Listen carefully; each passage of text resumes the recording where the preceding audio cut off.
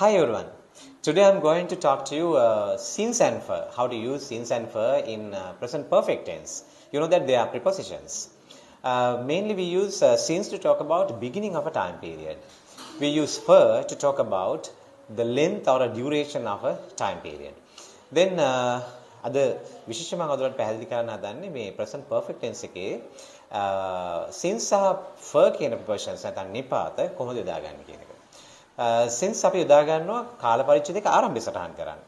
for යොදා ගන්නවා අපි කාල පරිච්ඡේදයේ කොච්චරක්ද කියලා කියන්න. ඒ කියන්නේ දින වලින්, දවස් වලින්, මාස වලින් අපිට කතා කරන්න අවශ්‍ය වුණාම අපි for යොදාගෙන කතා කරනවා. Let's move to examples. First we focus since. මුලින් අපි බලමු since යොදාගන්නේ කොහොමද කියලා. I have been ill since Monday. මම සවුන්දා ඉඳන් අසනීපෙන් ඉන්නේ. Right? ඒතර සවුන්දා තමයි අසනීප වෙන්න පටන් ගත්තේ. දැන් අද සමහරට අඟහරුවාද බදාදා බ්‍රහස්පතින්ද වෙන්න පුළුවන්. ඒතර දවස් කීපයක් තිස්සේ මම අසනීපෙන් ඉන්නවා. අපි කාල පරිච්ඡේදය ආරම්භ සටහන් කරේ since දාගෙන. She has worked here since 2015. අය මෙහි වැඩ කරනවා 2015 ඉඳලා. My grandmother has been ill since 2018. මගේ ආච්චිම අසනීපෙන් ඉන්නවා 2018 ඉඳලා. ඒ වගේ අපිට පුළුවන් කාල පරිච්ඡේදයක ආරම්භය සටහන් කරන්න since දාගෙන. අපි පාසලෙන් දරුවෝ වෙන වාක්‍යයක් කිව්වොත් නේද? I have studied there since 2020. That is since 2020. මම 2020 ඉඳලා මේ පාසලේ ඉගෙන ගන්නවා.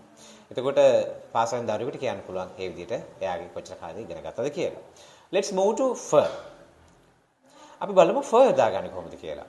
for අපි යොදාගන්නේ කාල පරිච්ඡේදයේ කොච්චරක් කියලාද කියන්නේ. මම මේ පාසලේ ඉගෙන ගන්නවා අවුරුදු 5ක් තිස්සේ.